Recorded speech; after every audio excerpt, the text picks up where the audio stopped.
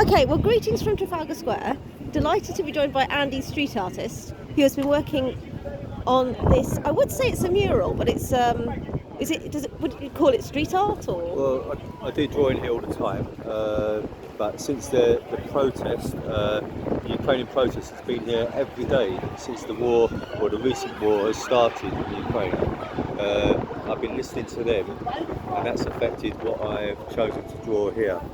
Okay, so I remember from our first conversation, because I've been following it quite avidly as well, I remember that that writing there says children, and that was spelled out outside the theatre. Outside the theatre on both sides, big letters, and the theatre was still bombed anyway. Yes, because they spelt it out in the hope that the children would be spared. The blue capsules, is that relating to hair dye that a teenager put in her hair or something? Oh, maybe that's... See, when I saw the... was it teenage little girl with the... Yeah, she had like pink dyed hair, and she was holding two things. I thought they were semi-precious stones, like marble or something. So at first I drew them like that. That's why they look. There's like white. There was white on the bottom and blue on the top on one of them. But when I looked, it looked more like a... Yes, maybe it was hair dye. You know. So, yeah, I thought it may have been soap. You know, the second guess was like maybe she'd made some sort of coloured soap with different things in it. But oh, hair dye. Yeah, that would make sense. I think I remember that.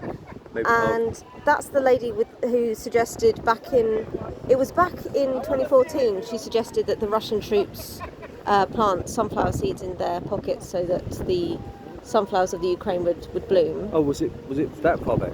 I think so. I'm not sure. I'm pretty sure I found more recent uploads. Depicting that. Okay. So if memory serves, but it's all part of the same issue. Then that's Putin on frozen assets, which I think is really, really creative. The depiction is really creative, and turning his back on Russian troops. Well, he's so look, Putin wants to be a man's man. Yeah, he wants to ride horses bare-chested. He wants to fight KGB people in the gym with his judo suit on. So I thought, okay, there's a real picture of him like that, standing in that way. So I drew him that way, made him slightly smaller, although he's a small man anyway. And I put him between what I thought was a woman who was in this present war was going up to soldiers, but I could be correct. Yeah, so and very bravely, more brave than Putin in his judo suit, standing up to Russian soldiers and put sunflowers in your pocket. When you die, sunflowers will grow. This little boy here, a real little boy, you can't really see it now because it's gone. The rain came down last night. But he's got his little hat on with his like bear on the top of it, a smiley sort of face bear or raccoon, and he was running along over the Polish border with the other refugees, and he seemed to be on his own, and he's like kind of happy, but he's got like one shoe on and one sock on, so he's like, he don't know what he's seen. And somebody told me the other day that he only had papers and his mum and dad weren't with him, so God knows what he saw, but he's too young to understand. And I see in the background that we have the Kremlin. Yes, it's a Kremlin. It's more like, so Putin is he's standing on ice, yeah? He's standing on cracked ice. So as I'm hearing their cries for no-fly zone, and doing my quick Google searches to get up on the history of Ukraine and Russia and NATO, as he's got one of the biggest armies, and he's blowing up people in Ukraine, blocks of flats, civilian blocks of flats, hospitals, with the woman from Mariupol. The maternity hospital. Yeah, she and her baby died along with others. I thought, well, he may think he's secure, standing secure, but who's to say? If it all goes wrong, Moscow could be up in flames. Very good point. And these are Russian. So, before we get to the Russian protesters, the soldier was just a normal soldier, first of all, yeah? Because maybe like an 18-year-old who didn't even know he was going to war, driven like a couple hundred miles in the night, and finds himself, what I thought was, in a village with this woman, because a lot of the soldiers that they've caught, they said we had no idea that we were going to war. And maybe some of the younger conscripts were in that kind of state, So I done that as the sleet comes down on top of it. Anyway, but since then, that's quite relevant, isn't it? In Ukraine, it's cold. There's snow there. I mean, there's no water, no sewage, no food, and people are freezing cold. You know, I know they may be used to it because they live in those conditions anyway. But if you live in a block of flats and you're an elderly person, disabled or whatever, yeah. So it's good that the snow's coming down. So this soldier, he was a normal soldier, but since then I've seen videos that the Chechen Muslims have joined the Putin's, you know, The Syrian, brought them in, yeah. not the Syrians, they're from Chechnya. The Syrians are a separate sort of Muslim group. These are from Chechnya that I've seen a video of their leader, and he's a really nasty gangster. 15-year-old boy brings him up, makes a joke, and he on national TV, the leader of the Chechen, you know, the top guy said, "I'm going to find out where you are. I'm going to find out where you are, you 15-year-old boy." And the next thing, he has his father and the boy on TV, both of them cowering with their eyes looking down, and the father saying he hasn't been brought up properly, you know, terrified for their life, you know. So this is the guy who's sending his Muslim soldiers. And I emphasise the Muslim thing because I've seen the footage of them going into Ukraine. They're going along a long road in the forest of Ukraine, and they've got tanks and trucks and stuff, like 100 tanks and trucks. They've got off.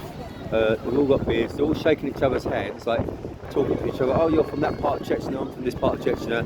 Whilst 50 to 100 are lined up in prayer in the woods. The next video, I think it's in Mariupol, is the Chechen Muslims firing up at a civilian block of flats with machine guns, 50 to 100 of them, and shouting Allah Akbar. So in their battle, this is very much an Islamic thing that they're doing, you know, and that's something that won't be reported on RTV here. That aspect of it. Is this going to survive the sleet storm? Well, it was sleet this morning. Okay, so it should be. So, yeah. So you're getting a nice pontylist texture. So we've got thousands of Russian citizens have gone out on the protest in Russia and Moscow and been beaten down quite mercilessly. I think 15,000 have gone to prison. Some people have said possible torture. And when you see the way they're policed over there with batons really beating them down, you think, yeah, maybe that's true, you know. You can't just about see it. Just about there, but there's pushchairs in Ukraine. Maybe I think it's near the Polish border. They had pushchairs outside as a protest of like how many children have died, you know. Yeah. So that was that. So I put little teddy bears and stuff like that. This is himself. This is Jesus, Yeshua.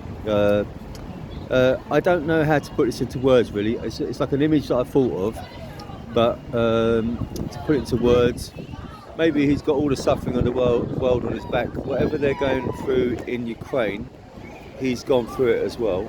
Not just, you know, so it's not just 2,000 years ago. He's very relevant for today because whatever they're suffering, he's been in suffering as well. So there's that. This woman, an amazing picture that I saw of this woman. Her face was like grey, like she'd come out of some kind of explosion, yeah. And she was doing something with her fingers on her mouth, and it's a really, even as an artist, just like purely, it looked a very powerful image, you know, to sum up something. And then my phone didn't work on the way up here, so I had to do it from memory, trying to work it out. So if the face looks like Putin, it wasn't intentional. It's just yeah. So I have to find that image. It's very hard to go. That's kind of, you could say it's she's bearing the scars of what he's done. Yeah. He is the face of yeah. Russians of Ukrainian, well, and Russian suffering. Yeah. So yeah, yes, kind of works. These words, I'm dyslexic, so I'm terrible at spelling, but it's supposed to say sport with the T knocked down, yeah? Yeah. And I got it from the paper, because it's like, when I see an image in the paper, I think, I read that, because people would know, oh, that's the paper, that's the one I saw earlier on, now it's on Trafalgar Square. But people are saying, what does that mean? Is that Greek or something? Or is that, they think it's some special meaning? There's no special meaning, it's just, I think it was the shopping centre that was bombed. I don't know what maybe Mariupol that was bombed. So it was shopping mall that was bombed. Done that. This here is just a really powerful image. The draped hair, the despair. You can just feel the pain and the grief in that. I think that's really. Well, this is the out of all of the images that I've done, as sad as they are, and with people coming from the protest, that most nights coming over and talking to me, and them being far more emotionally charged about what they're seeing. I felt not guilty, but I felt I don't feel the same as you. It's bad, but I haven't got the same emotions. Your families are there.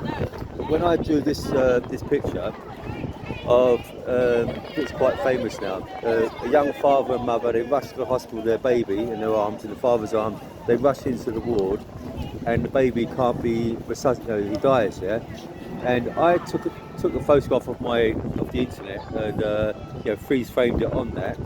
So it's only like a week or 2 weeks after that I thought, oh yeah, I'll draw that there. When I was drawing the guy, I'm drawing the guy here. That's okay. When I start drawing the mother here, and the fingers and the baby, this area here, it really got me emotionally because this is it is a very powerful image. There was an elderly woman, unrelated, but she's a very elderly woman. She had a lot of pain, and she did have a tear in her eye when she was, I don't know what city it was. I think she was in these like small houses that have been bombed. You can tell that in that part of Ukraine they didn't have a lot in the first place, and even that's been taken away from them. And the last thing is, you've got the very brave citizens all around Ukraine standing up to the trucks and the tanks, putting themselves in front of them and telling them to go home. I remember. Home. Yeah. And the block of flats up there, that was a missile just hit this, a residential block of flats. So that's that. Well, thank you so much for your commentary, and thank you so much for telling the story. And say hello. Oh, hello there. Where we're going out. Yeah. Street art Andy, thank you so much for speaking to me. Andy Street Artist. Oh, Andy Street Artist, thank you so much for speaking to me.